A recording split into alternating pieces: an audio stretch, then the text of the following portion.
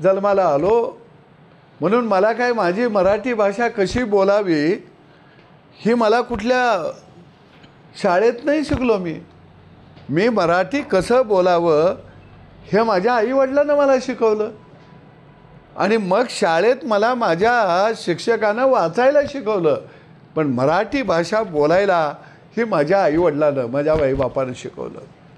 त्यामुळं मराठी भाषेवर आक्रमण हा ढोंगीपणा आहे आणि इतर भाषा आलीच नाही पाहिजे. अरे का बाबा, माझ्या लेकराला हिंदी आलं पाहिजे, माझ्या लेकराला इंग्रजी आलं पाहिजे, कारण मला जगाबरोबर धावायचं असेल, मला जगाबरोबर जर व्यवहार करायचा असेल तर जगाची जी भाषा असेल ती भाषा माझ्या लेकरा बाळांना आली पाहिजे. माझ्या मुलाला किंवा माझ्या लेकरा बाळांना इंग्रजी आलं तर ते जगाबरोबर व्यापार करतील, ते जगाशी व्यवहार करायला लागतील, ते जगाबरोबर धावायला लागतील. पण आमच्या लेकरा बाळांना हिंदी आलं नाही पाहिजे, आमच्या लेकरा बाळांना इंग्रजी आलं नाही पाहिजे. याचं कारण भाषेचंही दारिद्र्य आमच्या लेकरा बाळांच्या मध्ये असलंच पाहिजे, कारण त्यांना जग समजता कामा नये. जग ह्यांनाच समजलं पाहिजे. जे आज आंदोलन करत आहेत त्यांना मला साधा प्रश्न विचारायचा आहे, तुमच्या लेकरा बाळांना इंग्रजी येतं का? तुमची लेकरं बाळं विमानात बसल्यानंतर इंग्रजीमध्ये बोलतात का? तुमची लेकरं बाळं परदेशात जातात त्यावेळी इंग्रजीच बोलतात ना? तुमची लेकरं बाळं कोणत्या मराठी शाळेमध्ये शिकले, जरा त्याचं नावामानी सांगा की अमुक एका मराठी शाळेमध्ये तुमची लेकरं बाळं नगरपालिकेच्या शिकले आणि ते 12वीपर्यंत शिकले, 10वीपर्यंत शिकले आणि त्यांना शिकवणारा सखाराम तुकाराम पांडुरंग होता. त्याचं नाव जर सांगितलं तर आम्ही जाऊन त्यांचं दर्शन घेऊ. अरे तुम्ही एवढ्या थोर व्यक्तिमत्वांच्या लेकरा बाळांना शिकवायला होता, दर्शन घेऊ आम्ही तुमचं. तुम्ही एवढं चांगलं शिकवलं की ही लेकरं बाळं फाड फाड इंग्रजी बोलायला लागले. तुम्ही एवढं चांगलं शिकवलं की ही लेकरं बाळं धनिकाचा धनवानपण सांभाळायला लागले. दुसरीकडे मात्र याच राज्यामध्ये मराठी भाषेच्या मुद्द्यावरून आता गदारोळ होतोय. राज ठाकरे आणि उद्धव ठाकरे हे दोघं भावंड जे आहेत आता एकत्रित मोर्चामध्ये येणार आहेत. तुम्ही कसं पाहता याकडे? मला वाटतं की प्रत्येकाचा एक अजेंडा ठरलेला आहे, प्रत्येकजण आपापला अजेंडा पुढे घेऊन जात आहे. पण एक दुर्दैवाची बाब की शेतकऱ्यांचा अजेंडा मात्र कुणाच्या जाहीरनाम्यावरती किंवा कुणाच्या राजकारण्याच्या ज्या काही दिशा चाललेल्या आहेत त्याच्यावरती तो काही आलेला मला दिसत नाही. मराठी भाषेचा अजेंडा आला, आम्ही त्याचं स्वागत करतो, पण असाही शेतकऱ्याचाही अजेंडा आला पाहिजे होता की त्याच्या शेतमालाला भाव नसल्यामुळं तो आत्महत्या करत आहे, त्याचा शेतमाल फुकट वाटल्यामुळं तो आत्महत्या करत आहे, त्याच्या शेतमालाला निर्यात बंदी असल्यामुळं तो आत्महत्या करत आहे, परदेशातून आयात शेतमाल होत असल्यामुळं तो आत्महत्या करत आहे. हा अजेंडा मात्र कुणाच्याही कोणत्याही पक्षाच्या समोर आहे असं मला दिसलं नाही.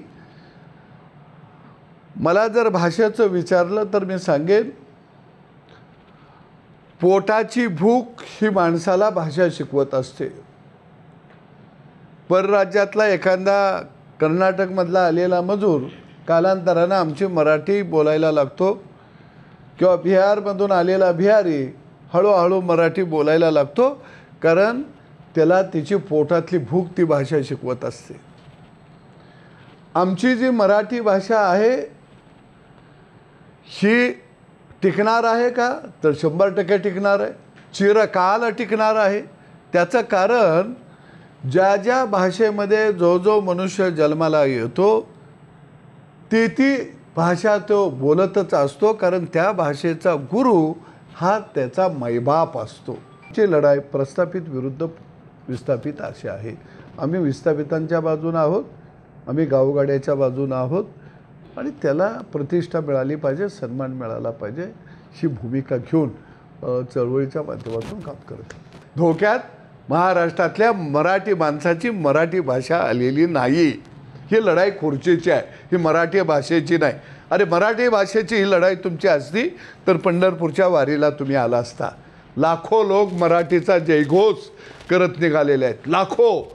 ती मराठी वाढवत आहेत, तुम्ही काय वाढवत आहे? तुम्ही ही भाषा बोलू नका, ती भाषा बोलू नका. का रे बाबा, मग इंग्रजी माझ्या पोरानं का शिकू नये?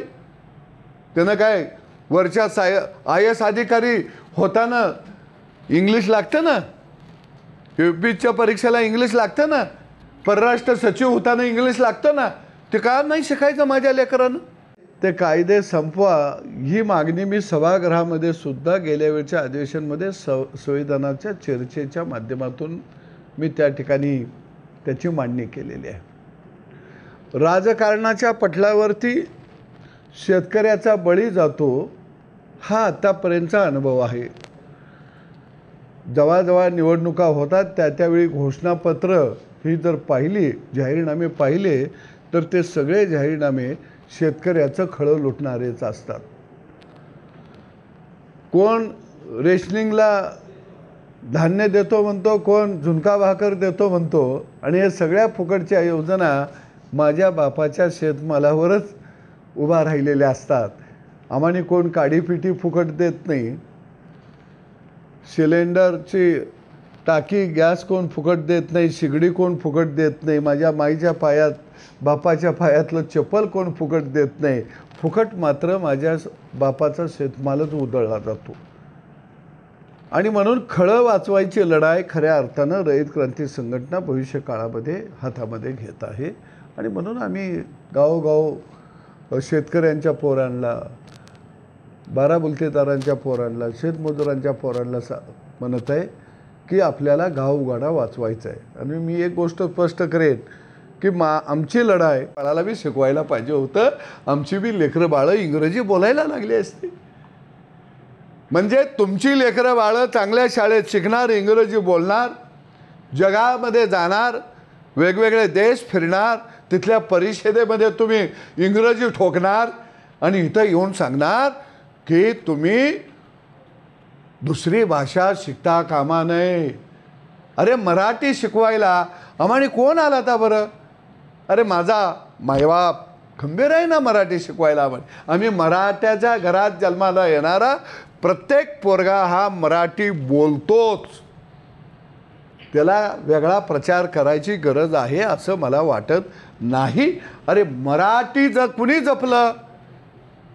मराठी भाषा आणि मराठीपण हा इंडियावाल्यांनी नाही जपला, तो जपला भारतातल्या गावगाड्यातल्या माणसानं. म्हणून संत तुकोबांची आणि ज्ञानोबाची दिंडी निघाल्या. अरे मराठी माणसांचा मेळा आहे तो. पांडुरंगाकडे निघाला, तो काय हिंदी गाणी म्हणत नाही निघाला, तो काय इंग्रजी संगीत वाजवत नाही निघाला. ते पारंपरिक मराठी माणसाचं गावगाड्याचं संगीत वाजवत विठ्ठल नामाचा घोष करत तुकोबाची गाथा आणि ज्ञानेश्वरांची ज्ञानेश्वरी आणि संत चोखोबांचा, संत जनाबाईंचा अभंगाचा मेळा गात निघालेला आहे. अरे ती मराठी भाषाच आम्ही जपत आहे ना, तिचाच आम्ही उद्घोष करत आहे. तुम्हाला मराठी भाषा जपायची आहे तर या पंढरीच्या वारीला महिनाभर मना आमचे अभंग, आपोआप मराठी वाढत जात्या वृक्षासारखी. कोणता डोळा आहे हे अशी आता राजकीय चर्चा आहे. मी पहिल्यांदा या ठिकाणी विनायकरावजी इथे गेल्यानंतर मी आलेलो होतो आणि त्यांच्यानंतर कैलासवासी सरपंच संतोषजी देशमुख यांच्या निधनानंतर त्यांच्या गावी आलेलो होतो. आणि या अगोदर मी चळवळीच्या निमित्तानं अनेक वेळा आलेलो होतो. गेले 30-35 वर्ष मी शेतकरी चळवळीमध्ये काम करत आहे. आणि शेतकऱ्यांच्या प्रश्नाला नेहमी न्याय देण्याचा किंवा त्या प्रश्न वेशीला टाकण्याचा आम्ही प्रयत्न करतो. आणि मग कार्यकर्त्यांचा एक आग्रह होता की एकदा बीड जिल्ह्यामध्ये सुद्धा भाऊ एक दौरा तुम्ही करा आणि नव्यानं बांधणी करून एकदा शेतकरी चळवळ याही जिल्ह्यातून पुढं जाणं गरजेचं आहे आणि आम्ही काम करायला उत्सुक आहे आणि यातून कार्यकर्त्यांच्या आग्रहास्तव या दौऱ्याचं खऱ्या अर्थानं नियोजन झालं. 35 वर्षाच्या चळवळीच्या कालखंडामध्ये माझ्या डोळ्यासमोर कधीच राजकारण हा मूळ बेस आला नाही. कारण ज्या मातीमध्ये आपण जन्मलो, ज्या मातीनं आपल्याला घडवलं, ज्या मातीनं आपल्याला वाढवलं, त्या मातीच्या ऋणातून मुक्त व्हायचं आणि आयुष्यभर मातीसाठीच काम करत राहायचं ही भूमिका आम्ही स्वीकारली. आणि म्हणून राज्यामध्ये अनेक वेळा शेतकऱ्यांच्या प्रश्नावरती आम्ही आवाज उठवला. मग तो कापूस उत्पादक शेतकरी असेल, सोयाबीन उत्पादक असेल, कडधान्याचा असेल किंवा दूध उत्पादक असेल, ऊसवाला असेल, या शेतकऱ्यांचे प्रश्न आम्ही नेहमी सातत्यानं हातामध्ये घेतले. अगदी कांदा उत्पादक असेल आणि त्यांना सन्मानानं जगता आलं पाहिजे ही भूमिका घेतली. ज्यावेळी मोदी सरकारनं 3 कृषी विधेयक या देशामध्ये आणले त्यावेळी त्याचं स्वागत शरद जोशींची संघटना आणि रयत क्रांती संघटनेनं या राज्यामध्ये आम्ही केलेलं होतं की शेतकऱ्यांच्या पायातल्या बेड्या तुटल्या पाहिजे त्या ही भूमिका घेऊन आम्ही कामाला लागलो. मला आज आवर्जून नाव घ्यावं लागेल की आंबेजोगाईचे पत्रकार आदरणीय अमर हबीबजी गेल्या महिन्यामध्ये माझं रयत क्रांतीचं शिबिर झालं आमच्या राज्याचं आणि त्या शिबिराला मार्गदर्शन करायला आम्ही त्यांना बोलवलेलो होतो. म्हणजे माझा जे चांगले लोक आहेत, जे या शेती क्षेत्रामध्ये अभ्यासपूर्ण काम करत आहेत, यांना बरोबर घेऊन जाणं, त्यांचं मार्गदर्शन घेणं आणि काम करत राहणं.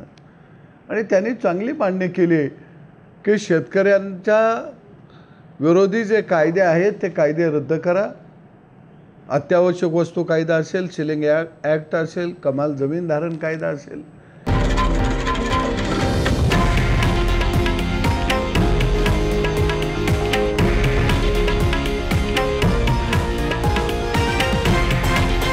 हे आहे देशातील नंबर 1 न्यूज नेटवर्क आणि आपण पाहत आहात TV9 मराठी, एकमेव.